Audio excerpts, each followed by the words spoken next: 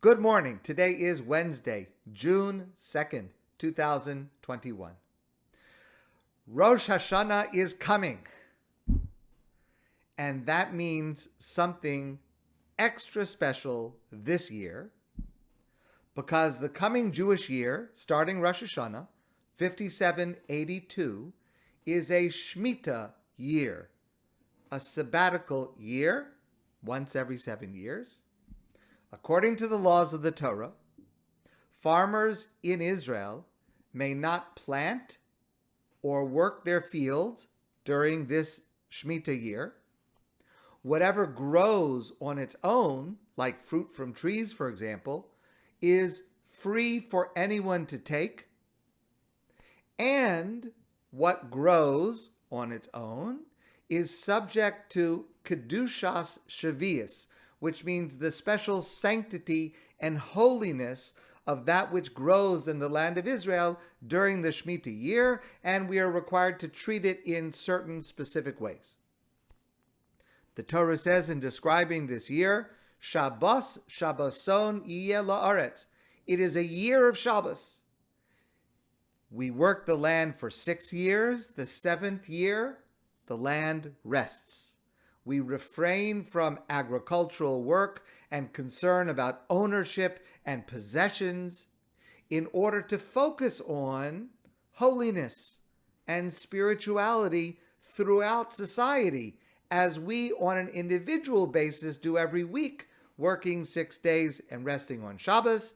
Shmittah, all of Israeli society, works for 6 years and then rests and engages in more spiritual activities in the 7th year.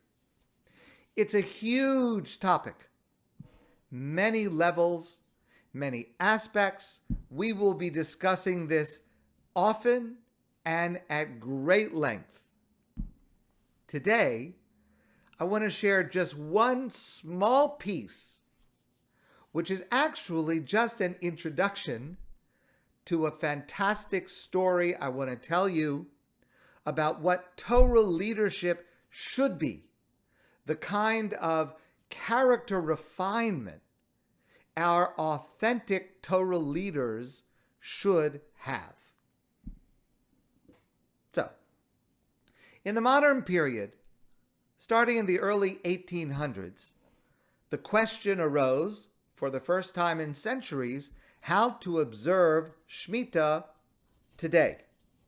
And the Jews who were living in Israel at that time were extremely impoverished. They were living under very harsh conditions, and observing Shmittah fully, if you're a farmer and you go a whole year without planting and without being able to harvest and earn a living and to sell your crops, it would literally at that time put lives in danger.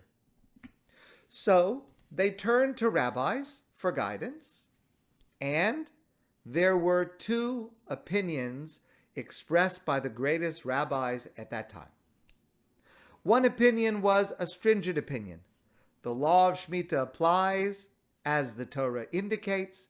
We must observe it, even if it means suffering financial ruin and having to rely on receiving tzedakah, charity, from outside of Israel. That's one opinion. And the other opinion was a lenient opinion. And it said that we are allowed to rely on a heter mechira. That means the leniency of selling the land of Israel to a non-Jewish person for the year of Shmittah. Because just like many of us sell our chametz to a non-Jewish person before Pesach, so the idea is, if I've sold the land to a non-Jewish person, the law of Shmittah does not apply to that non-Jewish person, and therefore the produce that grows on it is fine. There are many sources to this debate, many different lines of reasoning. There are great scholars on both sides of this debate, and we will be discussing this in much greater depth later on. Clearly, the question is, does the current situation pose a sufficient difficulty to rely on a leniency. As we've discussed concerning COVID many, many times, Jewish law is sensitive to extraordinary circumstances. And, for example, a threat to life, a threat to health, a threat to financial ruin, these are all subjects that Jewish law takes into consideration under certain circumstances to perhaps allow lying on a leniency, a lenient opinion. But of course, it's got to be done very carefully, making sure that the correct criteria are being applied. The scholarly debate continues up until today. The Heter Mechira, the sale of the land of Israel, is done by the chief rabbis of Israel every 7 years, including this coming year. And in fact, the actual sale will take place in just a few days from today, because for technical reasons, the way the sale is done is it starts 3 months before the Jewish year begins, and it continues 3 months after the Jewish month has ended. So it's actually selling the land for about a year and a half. So that will take place within a few days, organized by the chief rabbis.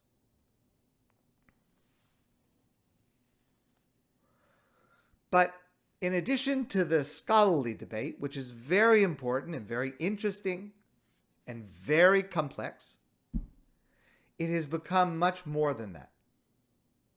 It is a major fault line in Israeli society, in Israeli religious society, between those who accept the Heter Mechira, the sale of the land of Israel, and those who don't. And it aggravates tensions between the two sides, and it's not only relevant in the land of Israel. The dispute affects all produce from the land of Israel that is exported. So that means it affects what guidelines we will have for kashrut during this coming period. And it will certainly affect any of us who hopefully will be visiting Israel this year. And I hope to visit Israel this year with God's help.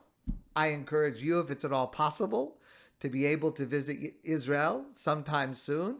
Anytime we visit Israel, it's a fantastic experience. But during the Shmittah year, visiting Israel is extra special. But, unfortunately, the dispute over the Heter Mechira can be bitter. And it has become a major way that religious Jews define themselves as either for or against this leniency. I will share with you later my own opinion and the reasons for my opinion. It's not relevant to what I want to share today, because what I want to share today is a remarkable story. Now, I heard this story from Rabbi Herschel Schachter, who himself is a model of one who is an absolute expert in every area of Jewish law, while at the same time has an outstanding level of character refinement. He exemplifies courage, bearing responsibility for answering questions affecting life and death, and he is always sensitive to the needs of others. And he told the following story. The story is about another great rabbi, whose name is Rabbi Shlomo Zalman Aurbach. He lived in the previous generation in Israel. During his lifetime, he was widely known as the greatest halachic authority in Israel. So there was a man in Yerushalayim who ran a school for girls, a girls' seminary in Yerushalayim. And before each Shmittah year, he would go to Rabbi Shlomo Zalman Aurbach, the greatest authority of his time, and he would ask the following question: which opinion should I advise my students to follow? Should I advise them to be stringent, or should I tell them it's okay to rely on the leniency? He's responsible for these girls who are in his school. He wanted to know what to tell them. So he went to Rabbi Shlomo Zalman Auerbach, and every time he asked the question, every 7 years, Rabbi Shlomo Zalman Auerbach said to him, tell the girls they should be stringent. They should not rely on the heter mechira. And this man would re-ask the same question every 7 years, even though he knew what the answer would be, but he considered it respectful. Shmittah is coming, and I want to ask the question to show my respect and to be able to speak to Rabbi Auerbach. And so every 7 years he'd come ask the same question, and every 7 years he would get the same answer. Finally, one Shmittah, he asked the same question, and this time Rabbi Auerbach said, tell your students that they can rely on the leniency. So the man asked him, he said, Rabbi, what happened since the last Shmittah that you changed your mind? Every 7 years I ask you this question. Every 7 years you give me the same answer. I mean, the halacha didn't change. What? Why are you giving me a different answer today? And Rabbi Shlomo Zalman Auerbach said, what changed is that since the last Shmittah 7 years ago, my wife passed away. And if I tell people that they can comfortably rely on the leniency of heter mechira, some who oppose that opinion vociferously, they'll break my windows. So he explained as follows. He said, I am a posek. I am a halachic authority. People come to me to ask questions on Jewish law. It's my job, he said, to bear the consequences of what I decide. And if my opinion is unpopular with some, even if they are vociferously opposed to it, that's a consequence that I willingly bear because I take responsibility for the decisions that I reach. But I couldn't impose that on my wife. As long as my wife was alive, in order to avoid any consequence of my decision that she might suffer from, I ruled stringently in order that no one should cause difficulty that my wife might suffer from. Once she passed away, it's only me. And I'll suffer the broken windows. And I will say what I think the correct ruling is, and that is to rely on the heter mechira. That is Rabbi Shlomo Zalman Auerbach. And that's what it means to be a true, authentic Torah leader.